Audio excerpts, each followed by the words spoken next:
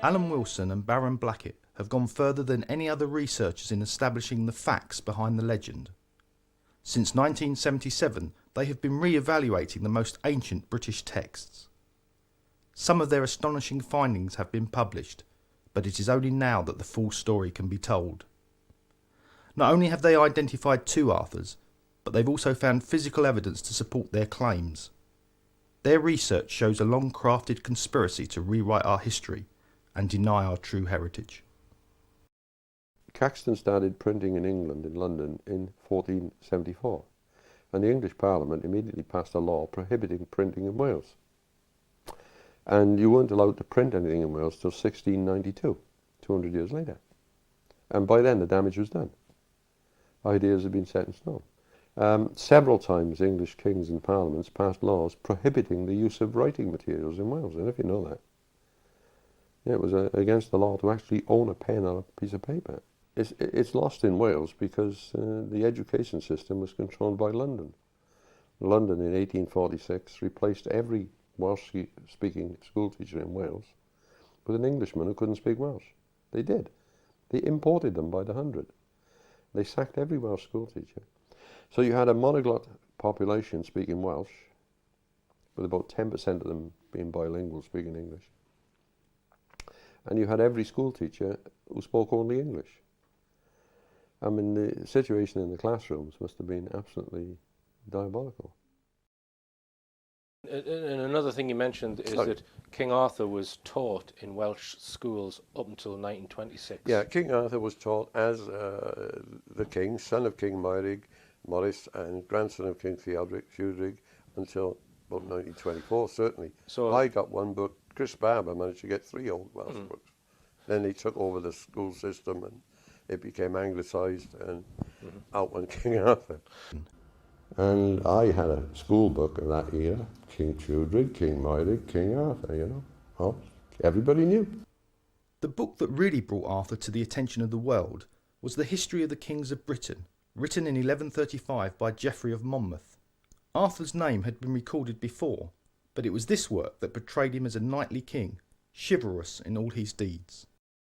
Now, the problem immediately was that he proclaimed an Arthur who fought the Romans, and an Arthur who fought and defeated the Saxons and others.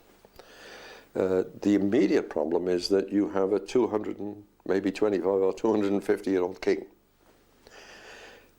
This was pointed out by Polydore Virgil, the historian for Henry VIII of the Six Wives, and said, look, this is impossible. You've got a 250-year-old king here. He can't fight the Romans and the Saxons. So what we're dealing with is two very real people. Arthur 1, right, about 340 to 400. Arthur 2, 503 to 579. And they've pushed the two together into one, made him a gigantic figure. This was immediately used to say all this history is false. So it's fairly obvious that he's two people. Right. And the man who fought the Saxons in the 6th century is a 6th generation direct descendant in the male line, and he is Arthur II. So you do have two kings, 200 years apart, both of them warrior kings. One fights the Romans, one fights the Saxons. There's a group of manuscripts known as the Brecon manuscripts. Again, these are always quoted by diligent people looking for Arthur. And in the Brecon manuscripts, I think it's the Harleian 4181. And again, I think it's the British Museum Vespasian A14. Again, you've got lists of the parentage and so on, ancestry of Brecon of Brecon. His mother was Marshall, who is a sister of King Maurice, so which makes Arthur and Brecon to be first cousins. And then it goes back, King Tudrig, King Tithfalt, Theodosius, all the way back to Arthur I and Magnus Maximus. And in this way, we know more about our ancestors in Britain, and they are your ancestors. Just because kept in Wales doesn't mean a damn thing, right? They're all our ancestors, and we know more about them than any other country in Europe. Their search now took them to Cardiff, and to the site of one of the oldest cathedrals in the country. With a mixture of the old and new, its windows clearly demonstrate its links with King Arthur of Glamorgan. Its ancient charters, republished by Allen and Baram in their book called The Charter of the Kings, established without doubt the dynasty of the Glamorgan kings. But what did these charters tell them? They list the kings and they list the king's family, his brothers, his sons and some of his daughters and cousins and nephews and so on. Because these people are the nobility and they attend important land granting ceremonies with the church. On the church side you get the bishop, usually the 3 local abbots and their senior clergy. Now what is happening, as the charters go on down the centuries, a king dies and the bishop serves the next king, or the bishop dies and another one comes in, and they overlap each other. And so you can get a clear picture of who was who by linking them together in this overlapping fashion down the centuries. And you also see the sons coming in as witnesses and later becoming kings themselves and so on, witnessing these charters. And so it's possible to create a pretty extensive who was who for the entire period of around 400 to 1100. Be it known to the clergy and people of southern Britain that Arthurius, king of the region of Gwent, granted to God and to St Duffrig and St Tylo, and in the hand of Bishop Comrig, the Church of Sinvark. Now from this one charter alone, and there are others, it's patently obvious that Arthur succeeded King Moiric as king. These charters and the lists of kings which can be extracted can then be compared with lives of the saints. All the saints were royal and noble people. You couldn't be a saint unless you were royal, you see. And obviously saints had mothers and fathers and brothers and sisters and so on, and saints also married. They didn't believe in celibacy like the Roman Church. And so you have the lives of the saints give you further linked genealogies, which link in with the land of charters. One such saint is Tylo, who was a son of Marshall and a cousin of Arthur. His tomb is in Llandaff, as is St Duffrig's, the bishop who crowned Arthur. Though many have tried to dismiss these charters, these tombs are just one small piece of the jigsaw that demonstrate that these people were real. We take this exhibition a little further. We know that Magnus Maximus, who was Emperor of the West, 383 to 88, had 2 wives, Kaedrec, the mother of Arthur I, and descendants. Helen, daughter of Eudaf, and descendants. All well known, all well publicised. So King Arthur, either Arthur I or Arthur II, are not isolated, unknown people, a wandering Goth, and a leftover Roman. They are kings of a mighty dynasty. They've got ancestors, they've got descendants, they've got cousins and brothers and uncles and aunts and all sorts. And this is only a fraction of what we know, and what's known to everybody else. So you've got Arthur I and his descendants coming down to Arthur II. Arthur I, Tathel, Taithfal, Tudrig, Moiric, Arthur II. A bringing together of the imperial lines of Britain. And so the idea that he's unknown is inconceivable. You either have done no research, no work whatsoever, and you know nothing at all to say that, or alternatively, you're simply not telling the truth. Hal Dar, or Hal the Good. Around 920 AD, a king list was drawn up for the wedding of his son, Prince Owen. This document, called the Harleian 3859, still survives today in the British Museum. The first real clue on this comes in the most famous of British manuscripts, is the Harleian 3859. And there are king lists, and list number 4 starts off with Mascin Wedig, who is Magnus Maximus. It contains the names of both Arthurs. 383, the armies of the British invaded Gaul. The general of Magnus's armies was his son Arthur. The Latins called him Andragathius, and he defeated Gratian, the Emperor of Rome. He defeated Gratian in battle at Soissons, which they called the Battle of Sassy in Geoffrey of Monmouth, chased him to Lyons, Lugdunum, invited him to a meal and executed him. They defeat Gratian. Arthur chases Gratian down to Lyons and invites him to supper and kills him. So Magnus becomes Emperor of Rome and the West. And there's a mosaic in the Modena Cathedral, about 1100, showing the siege of Paris by Arthur and his men, and that is Arthur I. Crosses into the Balkans, and he's now confronted with the Emperor Theodosius of the East. And two big battles are fought, one at Sisica, on the Sisica River, the other at Poitovio. And Arthur, he's had the worst of it. He's outnumbered greatly, and he goes home, you see. The Romans were kicked out of Britain, by the way, in 322 by King Udaf. They weren't in Britain. They were in and out of Britain like the bishop in the proverbial brothel. You know, this idea of 400 years of Roman rule has to be Mickey Mouse. It's a joke. It has no truth whatsoever. And you've also got the folk tale of Guy of Warwick. Guy in Welsh is Gwir, means the man of Warwick, you see. And that again tells the exact story of Arthur I. And he has sons, and presumably daughters. They were finally defeated in the Balkans, two big battles in what is now, or was Yugoslavia. They're changing it now, aren't they? Yes, Croatia and battle on the Sisica River, Sisa, and a battle at Poitovio. And Arthur had to withdraw back, and a surprise move by Theodosius, the Emperor of Constantinople, captured Magnus at Ravenna. And my namesake. So what was Arthur I's territory that he ruled? His territory would have been the Midlands of England, Warwickshire and across there, Shropshire, maybe as far as Leicester, and North Wales, Powys, because there wasn't a Wales in England then, it was just Britain. Yes, but they're not South Wales, because I believe there was some connection with Glamorgan. Yeah, he had a brother who is buried in Lanhilleth, and that's in the Songs of the Graves, very clearly outlined. You go along and there's a great big grave mound right on target. He would have been titular over most places. They'd have all said, he's the boss, you know. So that's the way it would have worked. But there were kings in Wales, obviously. Right. Where's the kingdom? It's not a principality, it's a kingdom. You've got to get that in your head. If you want to trace Arthur I, you look at William of Malmesbury and others, and they tell how he fortified the Lichfield area. And there are evidences of great fortifications in the general area.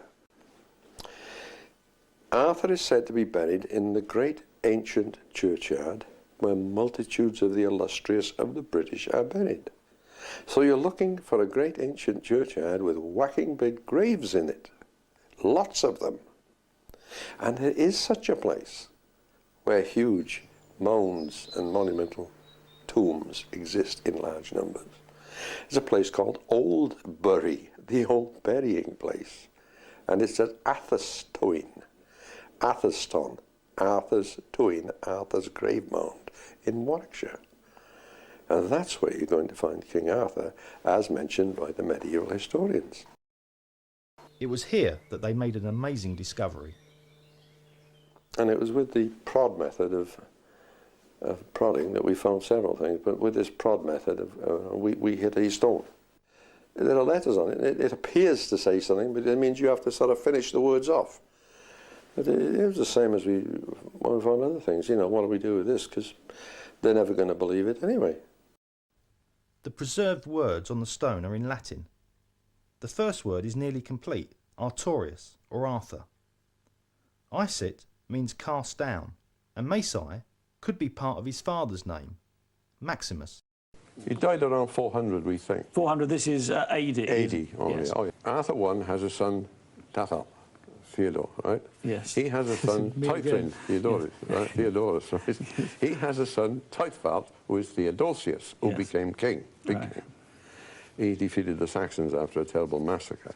Right. His son was Tudrig, Theodoric, who's buried at Mathen, and has been twice excavated, a wound in his skull. His son is Moerig, which is Morris. Yes.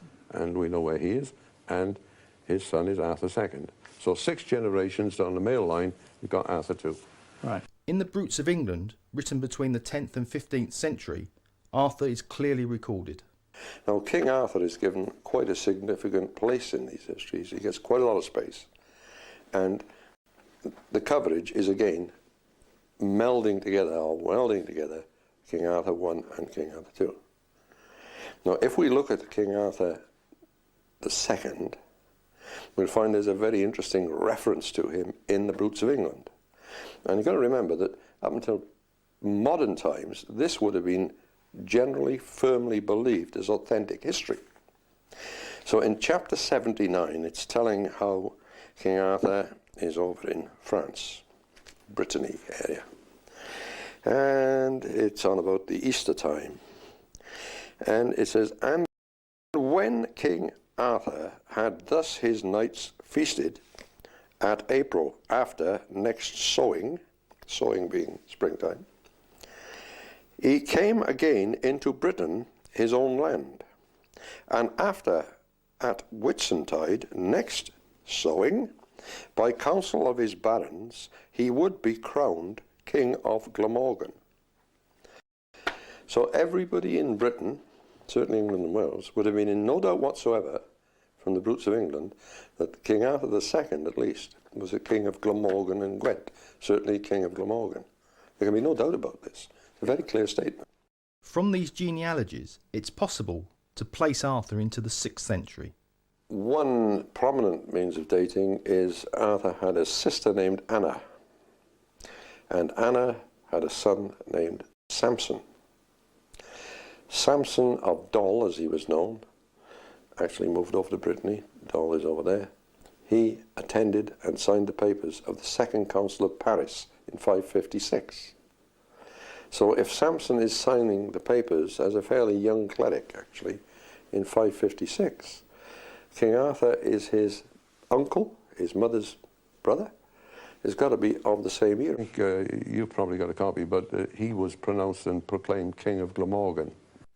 It was now time for Alan and Baram to go in search of the grave of Arthur. They knew that there was a tradition of him and his queen being buried at Glastonbury in Somerset, but that, as they quickly discovered, was unlikely. Glastonbury Abbey in Somerset was founded by an English king in 941. And the first abbot was St Dunstan in 942. Now, if Arthur II dies in 579, then we're at least 450 years too late with Glastonbury and Somerset. There's another factor. Arthur is said to be buried in the great and ancient graveyard where multitudes of the great and illustrious of the British are buried. There is no great ancient graveyard at Glastonbury. It appears that Henry II had something to do with this promotion of the idea of Arthur in Somerset. So Henry II, in order to be king of Britain as such, wanted justification. Now, if he could claim to be the heir, if only by sort of linked royal succession of some sort, or the fact that he was a king of England, if he could prove that Arthur was a king of England in England, and he was then a later king of England, if Arthur ruled the whole of Britain, then so Henry II was entitled to rule the whole of Britain. Justification. And so it looks as if he prompted his cousin, at Glastonbury, the abbot, to dig up Arthur at Glastonbury, and that would provide Arthur being out of Wales, away from Wales, and into England. Arthur's an ancient English-British king, and therefore Henry II is entitled to rule Wales, Scotland, and England. Very simple. If Arthur, King of Glamorgan, was not buried at Glastonbury, then where was his grave? Alan and Baram knew that the histories were the key, and that they were pointing to a place called Caer Caradoc. There were other clues to its location, but find Caer Caradoc, they reasoned, and you find his grave. In King List 28, there is mention of a Glamorgan king called Arthuriz or Arthmau, a 6th generation descendant of Arthur I. You get a line of princes. You get a son of Arthur I, Tathal, then Taithrin the Subtle, Taithfalt or Theodosius, Tudrig, Theodoric, Meurig, Maurice, and then Meurig's son, Arthur II. And so you've got two Arthurs very clearly exhibited. These are not hidden. You'll find them clearly in the manuscript evidences that everybody else uses when they're writing about British history. So they're harder to miss than they are to find. Why is it then that we have all this sort of weird King Arthur industry, and there's people saying, oh, he's in Glastonbury, and somewhere, you know, in Cornwall, and Yeah. and they've mixed them all together. If it's so in the records, why has no one else found them? Well, religious and political, you know, manoeuvring for various, you know, reasons. What we're going to do subsequent to this is to go out into the field, as university people like to say. We're going out to show how to trace the grave of Arthur II. We know that King Tudrig, his grandfather, was an Uther Pendragon, but we also know that he's buried in Mathen Church, where he's been dug up twice, 1609 and 1881. But we've got an Uther Pendragon buried at a place called Caer Caradoc in the late 6th century. Now this is not an obscure reference. We've got 168, there were 167, but another one's been found a year ago, 168 copies of the Brutes of England, the manuscript handwritten.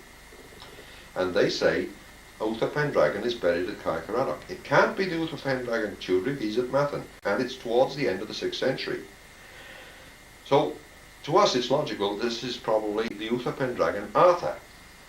Similar information of an Uther Pendragon buried in the giant circle at Caer Caradoc exists in Matthew of Westminster. It's supplemented and it's reinforced by evidence in the Brut of Sicilium, in the Brut of Griffith ap Arthur, and in several Dark Age 6th century poems in Wales. So we've got a massive evidence about this. What we're trying to say is, who is the Uther Pendragon? It clearly has to be Arthur. One of the problems has been is, how do you identify Caer Caradoc? Nobody appears to have bothered to find out. It hasn't been the subject of any research. The medieval said, well, there's a great circle at Caer Caradoc. Stonehenge is a great circle, that'll do, or Avebury. Well, Stonehenge is not the place, neither is Avebury. Caer means castle, the castle of Caradoc. Now we've got in Mid Glamorgan a big fortress mountain. It's called Fortress Mountain, Monte Gaia, and on it we have some strange things. We've got St. Peter's Church in ruin. The thing about St. Peter's Church is that it appears in the ancient Welsh histories as a place where Merddin Emrys meets the ambassadors of Vortigern. At Caer Caradoc we have Mynwent y Milwyr on this long mountain. Now Mynwent y Milwyr was built by Emrys Werig around 470. He buried all the 363 major British nobles killed in the massacre with the Saxons at the peace conference. And he buried them in a giant circular monument known as the Grave Monuments of the Soldiers, Mynwent y Milwyr. It's still on the map. Right, here on a 1980 Ordnance Survey map, you've got the Mynwent y Milwyr, this Monument of the Soldiers of the Military, on Monte de Gaia, Fortress Mountain. We're going there.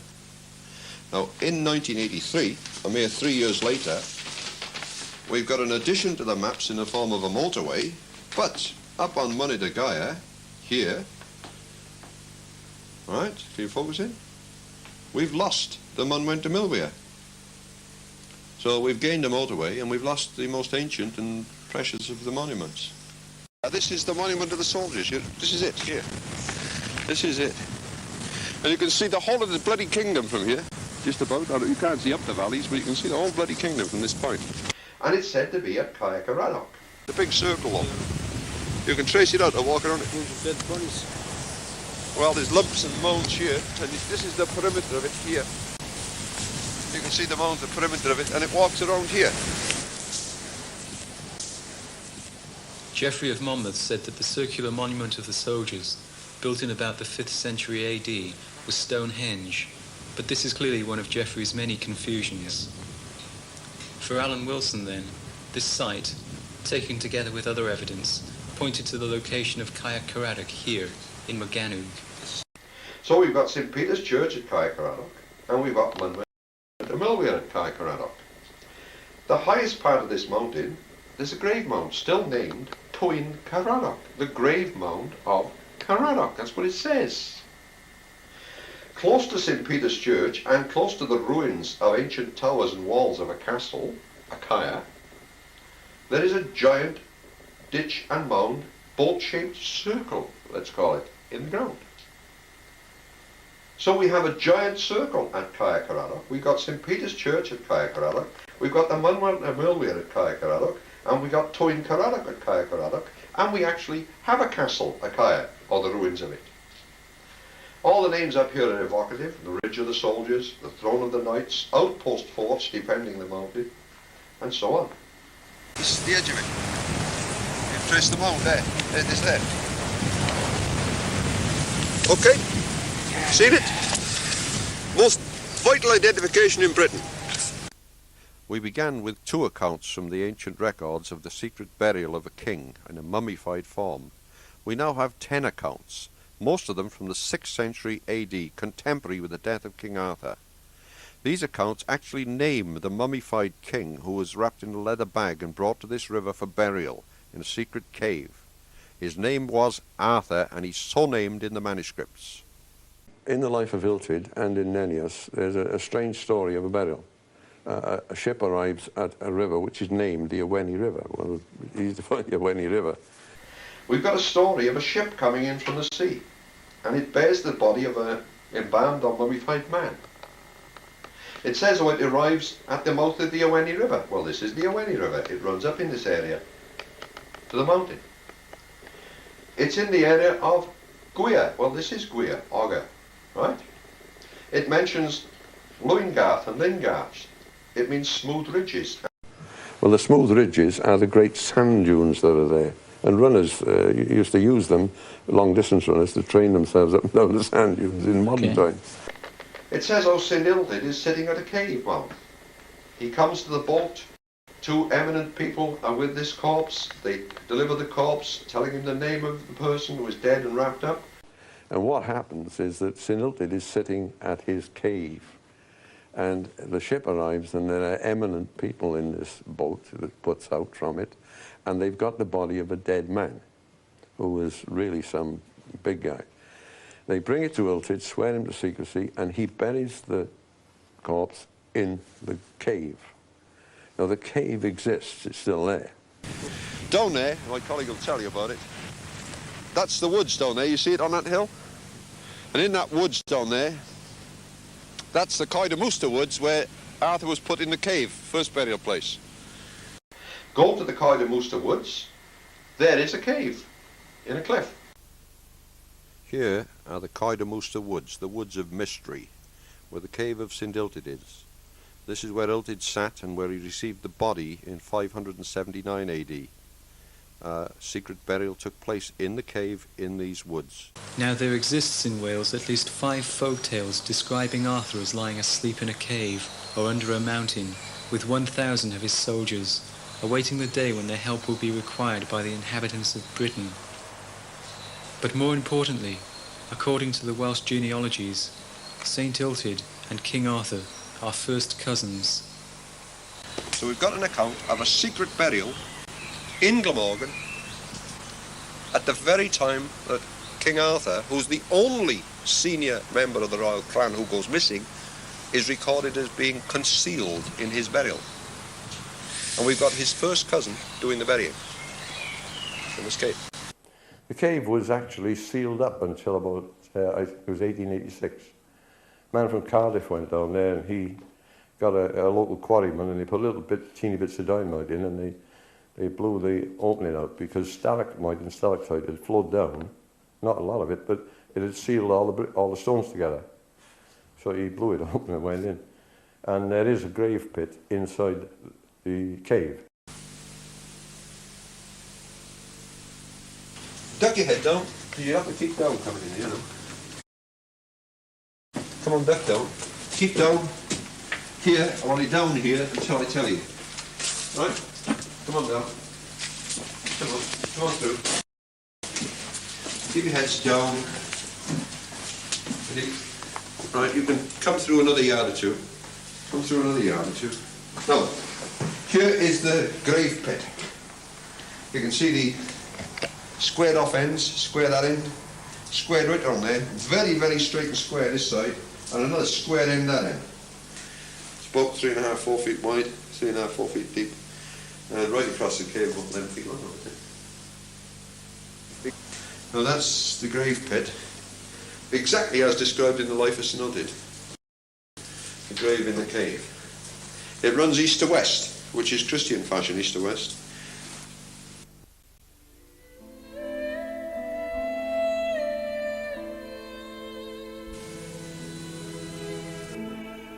Here we have something which is nothing short of miraculous, an amazing find. Two young men from the Korean college, it's a film college. Okay. They went along and they were filming in this cave, filming the grave pit. Above the thing, they panned across the side of the wall of the cave. And it's not until you get back and you look at it and say, oh, there's writing there. And it's covered with stalagmite, you see. So again... It's very old. It's very old. So what did it say? It's in the Welsh ancient British Coleman alphabet, and it says, this is the place of the bier of the highest ruler. And he's taken from that woods and he's brought to Caer Caradog, because two histories say that King Arthur is at Caer Caradog. One of the two accounts, one's in Iltyd and one's in the Marbles of Britain in Nennius, says how the body is later taken out to a church and placed near or in this church. Everything is pointing here, to this area. So the Uther Pendragon in the giant circle, because in the giant circle we find a grave mound. Uther Pendragon is in the giant circle at Caer Caradog. Sinultyd is the undertaker, does the burying. Sinultyd is the first cousin of King Arthur, King Arthur II. Add to this another story. We have a story of visitors coming from Brittany to visit the cave of Arthur, the grave of Arthur. They land on the coast, which is a coast of cliffs. Well, from Cardiff to the Owenny is 35 miles of cliffs, steep ones. And they say how there's a little inlet, a little dell, a little dingle, a valley, a tiny valley, very green, beautiful, little stream running down it. They come ashore there, and on the one cliff on the one side is an ancient church, and the other is a fortress. On the one side we have Caen Eglwys, ancient church, and the other side we have the relics and ruins of a major fortress. Caen Eglwys is known to be the grave of King Ceri Longsword, who succeeded Caradog I to fight the Romans around the year 51 to 80 AD. These people land at this place, they come inland, they go all along Wooded Valley, which is still there between Lantrysmond and Lanharan. They come to a long mountain. This is a long sausage-shaped mountain. There is a little valley let into the mountain. There is a little valley let into the mountain. A stream runs down it. And it's so steep they have to get off their horses and lead them up the slope to get to the top, to the grave of Arthur. And you'll still see people doing that today when they ride their horses around this mountain. And they are smack on target.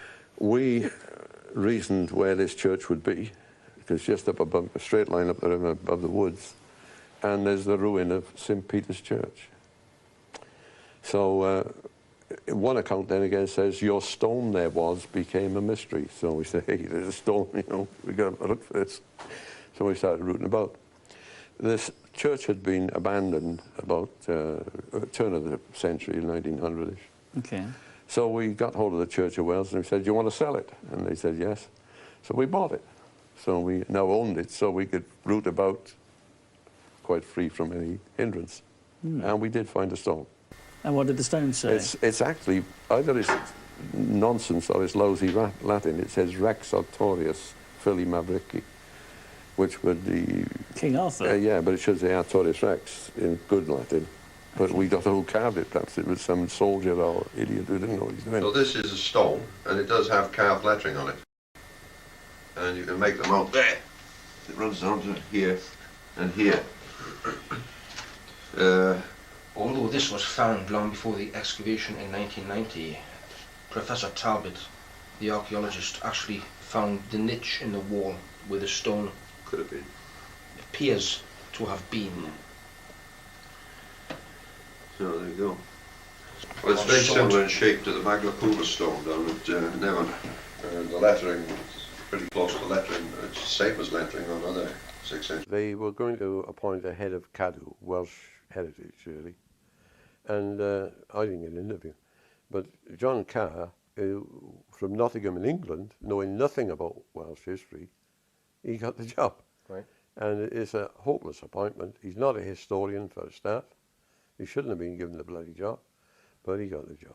He worked 21 years for Thomson Press, so work it out. Anyway, he suddenly, around before Christmas of 1990, right? 1990. No, maybe 89, 90, he's right 89, beside 90, ago. yeah.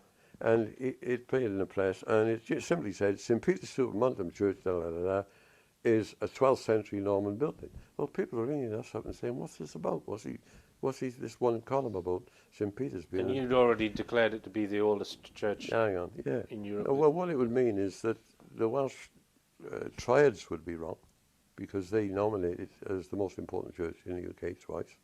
The land of charters would be wrong. The history would be wrong, because King Lairú Galathuras could not have renovated it around the year 160. Emrys Wedig and his mother could not have been living there when they met the ambassadors of Vortigern around 450. That massive histories would be wrong. Everything would be wrong if that church is not there. It's just that the man was ignorant to the nth degree on history. But do you think there's an ulterior motive why he's writing that article then? Oh, yeah. Which is what? Oh, well, they simply don't want us proving that church is the place of Arthur or anything else. They don't. I mean, so, you've got an Englishman, he's coming to Wales, he knows bugger all about Welsh history, use the word. And he's obviously out of his depth. He's feeling out of his depth because people are constantly talking about us, and he doesn't know what the hell to say. Now, you applied for permission to dig up this site in February 1990. That's right. And the authorities were supposed to give 7 weeks to respond. Yeah, they have 7 weeks maximum. They can tell you the next day if yes or no. Right. But they took 24, 25 weeks. Right. And so you didn't start the dig until late summer because of that? Yeah, we had angry meetings with members of Parliament about it. What the hell's going on? They were trying to stop us doing the dig. Didn't want to be proved wrong. We excavated the church in 1990, and we hired a whacking big marquee tent, about 100 odd feet long, 30 feet wide, and we put this over the church. Put the entire thing under wraps. Hired some lighting. Got a generator up there to run that. Put a fridge up there for beer. And but you see, archaeologists are a bit primitive. They go out and it's pouring with rain and they're working in the rain. All they can do is stick a tent over it. But doesn't make sense, And we did manage. We were then told, you can't just cut a trench to establish the age. You must excavate the entire church. We haven't got the bloody money for that, But hundreds of local people turned up. Masses of them. Couldn't cope with them. And so we did start going down. We found there had been 7 various stages of building. We were hit with the excavation in 90 by a 100-mile-an-hour gale. Can you believe it? All the papers went up. We had 3 little tents, one for an office, one for tools, and one for people to sleep in at night. they were miles away. People would come in and bring in papers they'd found in the field to us, notes on the excavation. 5-10 miles away, And this is where you found the King Arthur burial cross. Yeah, the cross is there. Just tell us about the cross, Alan. Richard Melbourne found it. Richard Melbourne. Is he an archaeologist? No, he's one of the diggers. One of the diggers. And okay. he found it. And it's just here on the table. It's on there. Yeah, you want to see it? Can I touch it with my hand, Alan, or do you rather rather not? not? Touch it with your hand if you like. Right. Okay. So tell us, Alan, what it's made from, because you've had it independently, scientifically analysed. Yeah, we wrote to the National Museum of Wales and said, will you analyse it for us? No, if we're supposed to be forgers, we're not going to do that, are we? Yeah. We asked them to analyse it. They refused to analyse it. Some English archaeologists there refused to analyse it, okay? But it's electrum, which is 79% silver, I believe. Yeah, so we took it to the largest and most reputable company in this sort of business who do all the work for the oil companies and everybody else, and they've got all the systems there, and they have all the necessary tables and records historically, which show what the mix of various impurities would be in certain eras. You follow me? Sure. And they've tested it for us. And tell us what the inscription on the front is. Well, it says Tartaria. And there's a man on a horse. You can pick him out in the middle. Oh, in the middle there. That's Arthur. On this cross here, that's King Arthur. Yeah. Should be. Is that King Arthur 1? Well, we think it should be, but it doesn't say it is. Is it King Arthur 1 or 2 though? 2. King Arthur 2. Yeah. But we got 5 feet down the shaft to try and get into the crypt, you see. 5.5 feet. And Pete Summan and I, we got little rods of steel, which we could buy, steel rods. We tapped them down with a mallet, and they all went down to the same level. we found an area under 2 flat slabs that were about 6 feet long, 2.5 feet wide, and they were identical, but no markings on them. It's like a double door, you know, you go through a double door. And Alan Wishart, one of the archaeologists, excavated this, and we found the soil there. All the soil on the mountain is very black, heavy soil. But the soil in this area, about 5 feet by 5 feet, was light sandy stuff. It had been brought from somewhere else, you know. And he got down about 5.5 feet when the storm hit. So a friend named Pete Summan and myself got down. We got some steel rods and we poked them down and we tapped them with a mallet. And they all went down the same depth, about 2.5 feet. And they were hitting a flat surface, which sounded like a stone, you know. So we think there's a slab stone. We believe there's a crypt there, because this shaft is not there for nothing. Which you think... There's a shaft, there's clearly a shaft about 5 feet by 5 feet. So you think the body of King Arthur's in there? Could be. Is that King Arthur 1 or 2? Be 2. King Arthur 2, right, okay. King Arthur 1's in Warwick. But because the dig was wrecked, you'd run out of money? Had you? Yeah, so you couldn't actually excavate the rest of it? I mean, is that not... Has no one been back there since? It was wrecked. There was huge storms. It was battered to pieces. We put a 6-foot fence around it, which you can legally entitled to do, as long as it's within 1 yard of the walls, you see. And we put a lovely steel gate on it, and that's been torn down and removed. Been torn down and removed? Aye. Right. What, by vandals or? Farmer, right, okay. So, yeah. And certainly there's a lot up on that hill, hell of a lot. Now in this church is a stone of King Ethael. Ethael was a brother of Morgan, and jointly Morgan and Ethael succeeded Arthur II. The stone of Ethael also names Illtyd, the first cousin of Arthur, and it also names on the bottom Arthmael. Arthmael, Iron Bear, is the normal calling of Arthur II. There are 2 other stones here. One is of Samson. Since Samson is the son of Anna, Anna was a daughter of King Moirig. Therefore, Samson is a nephew of King Arthur, because Anna and Arthur are brother and sister. And another stone names a King Howell and his son King Rhys. And that is probably of the 7th century, around 750. Again, descendants of Morgan and Ethael. So you've got descendants of Arthur here, and you've got Arthur named on a stone. And that's quite significant. We've come here because a stone was found in this castle. It's an ancient 6th century stone, and there are 4 names upon it. It says how King Arthmael, Iron Bear, who was Arthur II, is granting land to 3 people for religious purposes, presumably. One is Nertat. Nertat is a daughter of Brocken of Brecon, who's Arthur's first cousin. Another is Philly the Bishop, who was Ufelwyn, a bishop of Llandaff. And another one is Glwys, who is either Glwys Cernew, a father of King Gwyntlw, and Arthur arranged Gwyntlw's marriage to a daughter of Brecon, or alternatively, he's Glwys, a brother of St Cadwch and a son of Gwyntlw. Either way, all the characters on the stone are all genuine, historical 6th century characters. They all fit. Wilson and Blackett have also located the site of the Battle of Baden and the battles of Camlan and Longbourth. These were located simply by translating Welsh place names on publicly available maps of Britain. One thing that could not be destroyed was the remains of a huge land reclamation scheme mentioned in the life of St Genovasius. This massive engineering feat confirmed South Wales as the home of Arthur. Genovasius is a Breton monk who works with 2,004 other monks building dikes. He was building dikes under the supervision of St Illtyd. St Illtyd is the first cousin of King Arthur, Arthur II, son of Moirig. The dikes exist. There are masses of them. They run from the river. They used to run from the Taff in Cardiff to the Rummy River in Cardiff, from the Rummy River in Cardiff to the Ebble in Newport, from the other side of the Usk and the Ebble in Newport, eastwards again up to Chepstow. And the majority of them are still there, they're still in position. Reason for the dikes is that all the land behind them is well below sea level.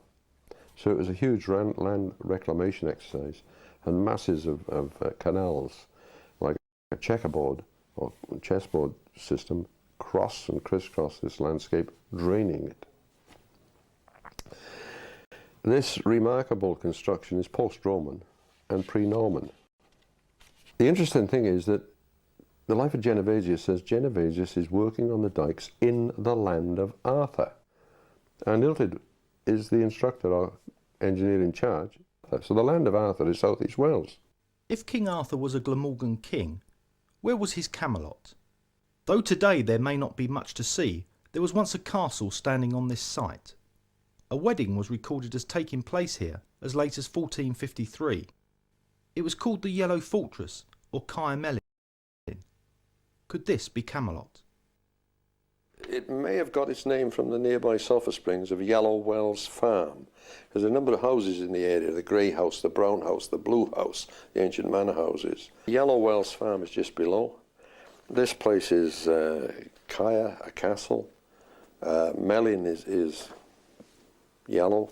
So Caer, Melin can easily be seen, perhaps translated into sort of Norman French as Caermelot or Camelot. In this direction, you can see that's the south wall going along there. When we go over there, you'll see what a big drop it is.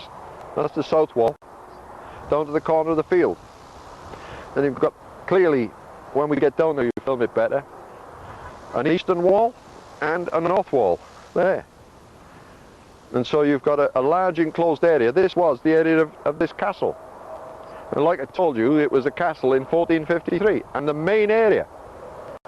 It was the main place of the entire area.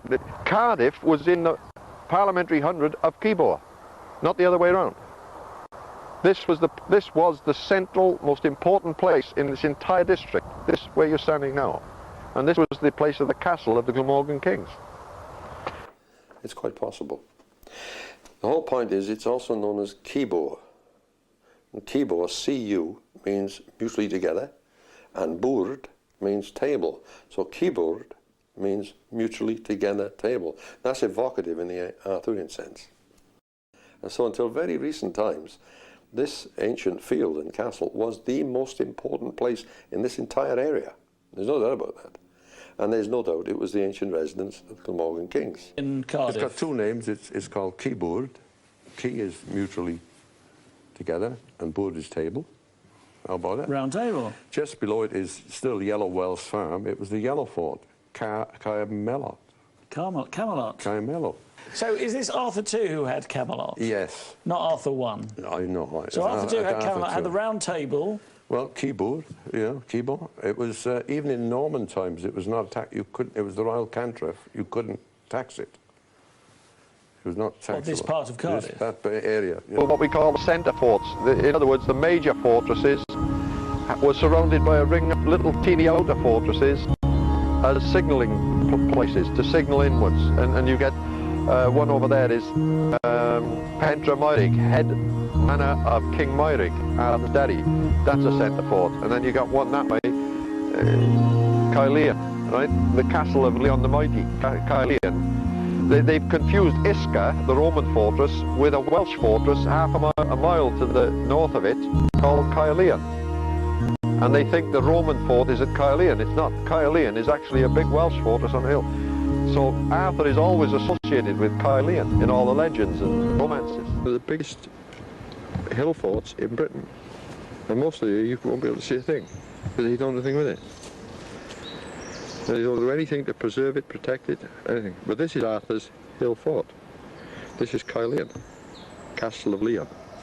And from here, looking down that side, you can see Malpas. Arthur's said to be looking down from his castle, watching people across his Malpas. Well, you can.